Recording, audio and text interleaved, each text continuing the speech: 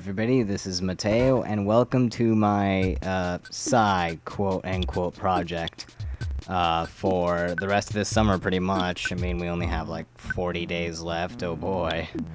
And yep, here, alongside Spyro 3, Year of the Dragon, we will be playing Earthbound, an SNES RPG that I enjoy. It is the sequel to Mother for the NES that was never released in America, but there is a fan translation type thing online that you can find. However, this game was actually released on the SNES in America, which is great. However, it didn't do too fantastically, probably because the game cost a lot of money since they sold it along with the strategy guide. So it wasn't as successful as it could have been because of that. But then a lot of the people that did play it really liked it and kind of became a cult classic. And it's a game that a lot of Let's Players do, and because of that it's become more famous than what it was before, I guess, is what I'm trying to say. And now I am going to Let's Play it because I really do enjoy the series. Although I have yet to play the third one, just haven't had the time. I'm in the middle of quite a few games as it is, so I've been trying to get that list of games that I'm in the middle of down. I think there's like 11 right now, actually. So I'm trying to get that list down before I start anything else. So if you spoil anything of that, I will highly dislike you. But this is the second one. It was originally going to be called Mother 2, but people were thinking like, calling it Mother 2, people are going to wonder where Mother 1 is.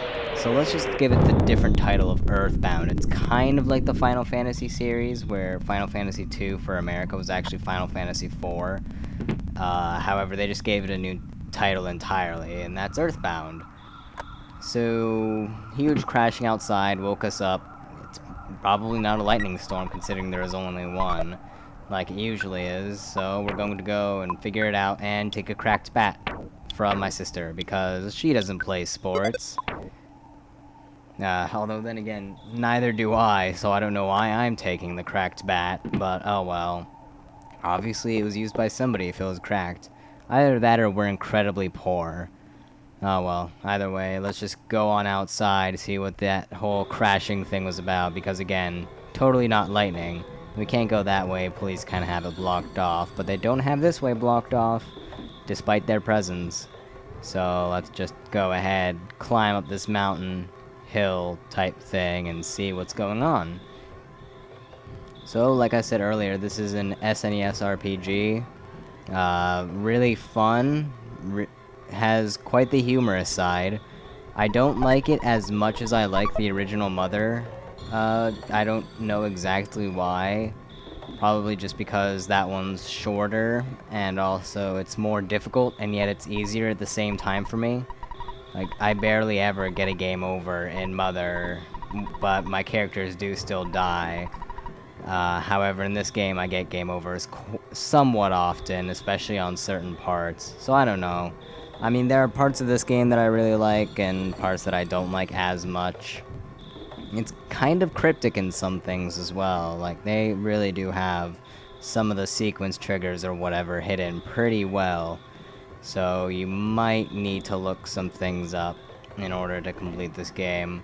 I mean, this is my second playthrough, and I still forgot the order of some things that I had to do. So, yeah. Luckily, this game was sold with a strategy guide. And, well, apparently there's gigantic, meteor. I think we saw that in the top of the screen, and if not, well then oops, I spoiled it like 3 minutes early. Oh well. So, that's pretty much it. That's our game. We investigated what we... Oh, no, never mind. There's still stuff going on. Oh, great. Now there's a whole bunch of poundings at my door. Maybe it's a whole bunch of small meteorites hitting my door. Well, let's go figure out what exactly it is. Yeah... It's quite the annoying knock, actually, and And after all that knocking, he just lets himself in anyways. You know, if you're going to do that, you should have done that 2 minutes ago before you started knocking with such an annoying knock. Dude, stop hitting on my mom. What about Picky? He's kind of hurting right now. We need to help him. And you're going to go hit on my mom? That's fantastic. Fine. I don't want to get in a but-thou-must situation. Okay, let's go say goodbye to Mom. Hello, Mom. Goodbye. Well, I already took the cracked bat, so I'm ahead of you on that one. Yay, natural-born fighter. You shall see. But I want to play through the entire game of my jammies. Well, unfortunately, this is not Legend of Zelda Wind Waker, and so we actually must get changed, because this is such the proper attire to go fighting stuff and whatnot. Well, granted, if there actually is going to be fighting stuff.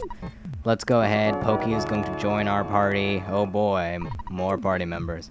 And King is going to join with us as well, although you don't have to have him join you. I will, just because he's helpful.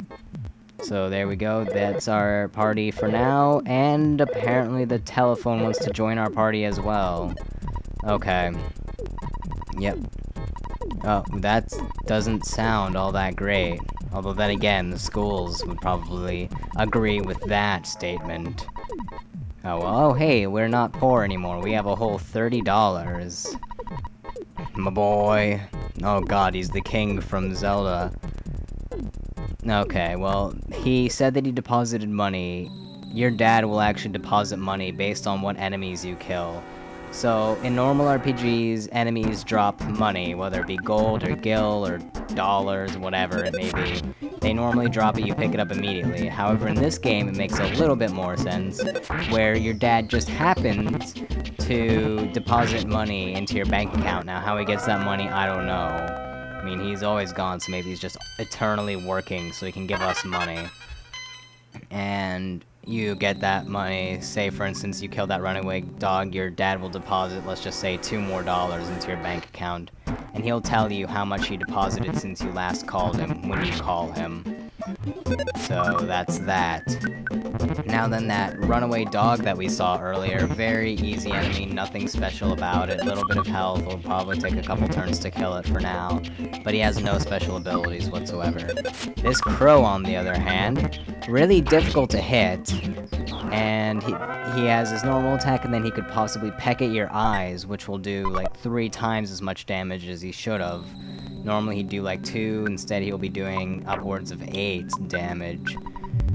So, there you go, and you could also possibly steal an item from battle. Usually it's a food item like a cookie or the bread roll that we got from that present a while ago. And then here we have this runaway snake, or coil snake. It's the runaway dog and the runaway snake, and the runaway guys. But that's the the coil snake, nothing special about it either. It's kind of like the runaway dog, except I think it gives less experience, but there's nothing really special about it either. Something to note, the crows will never steal anything important to your adventure, such as the ATM card or key items, basically, but they will steal consumables. I'm pretty sure that's how they're programmed.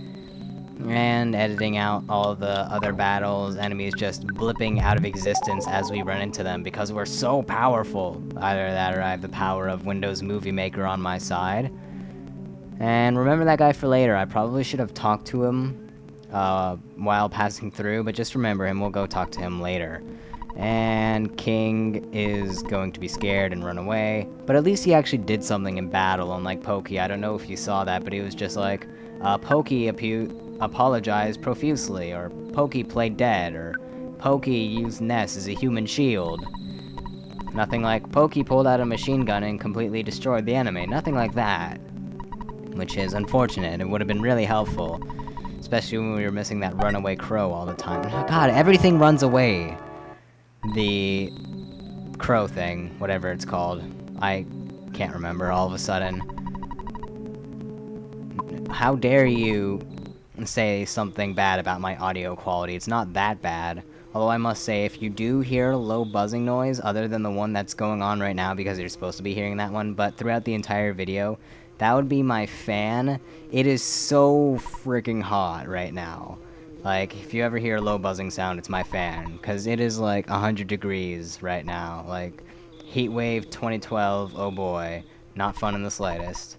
So I have my fan to combat that, and if it happens to leave a low buzzing noise, I apologize. But right now, that buzzing is because of this bee guy. And luckily I don't have the option to hit him with my bat, because otherwise I totally would, because I'm not a huge fan of bees. Although he is talking, so... Okay, everything in this game talks. Not really, actually. Although Ness is able to talk to animals and stuff with his PSI powers, his psychic powers or whatever. And we have to defeat Gygus, we already know. Wisdom, courage, and power, I mean friendship. Friendship, right, that's how the Triforce works, right? Okay, and do not be anxious about the future. Oh man, this is going to take a while. Sort of, I was kind of spouting off random things as my brain thought of it, but sure, yeah, I did listen to you. I'm really not going to be reading the text a whole lot, so you probably are going to want to read it yourself, and if I do scroll it a little bit too quickly, sorry. I am kind of a fast reader, and I kind of know already what's going on, because I've played this game before, so... Yeah, I just kind of sped through. And also, Pokey, why is your heart pounding out of your chest? You're not doing anything. Okay, yeah, I don't go talk to him. Well, just remember him. He says something like, you should come on over when you don't have any friends with you, and you're all alone. Yeah. So, we're going to do that, because that totally isn't that totally isn't suspicious in the slightest. Okay, so heading home, gotta bring these guys back home, and getting caught on a tree, and flashing lights. All on a normal day, right? Well, then again, meteor crash, talking bees, and runaway dogs and runaway everything else. I guess it is just a normal day, really. And he's going to stomp us hard. Oh no, that might affect the bee, but otherwise, I don't know, we should be fine. Now, this battle is scripted, otherwise beating this guy would be impossible. Pretty much every other turn, Buzz is going to use a psychic shield, so he won't be doing as much damage to you, or he just won't be damaging you at all, which is the basic idea. And then he will attack, and he will actually do a significant amount of damage. So that's really the only way that you're going to hurt him at all. Really, you could auto-battle, which is basically just attack, attack, attack, attack the entire time. Or just keep on using attacks, because there's no way you're going to beat this guy on your own. You need to have Buzz do it for you, even though you're meant to be the hero. And also, my god, Picky, you and your critical hits, you really don't like this guy. I'm guessing he's a fan of Buzz. Buzz. Everybody's a fan of Buzz. Well, there we go, that guy was smashed, literally. And there we go. He was taking a big chance there. I don't know, I mean, he seemed to really take the critical hits there. By the way, the smashes are the critical hits of this game. It's pretty neat how they do it like that. Yeah, I noticed those runaway snakes and those runaway crows and everything were killing me. And random cut. I will see you all next time. Goodbye.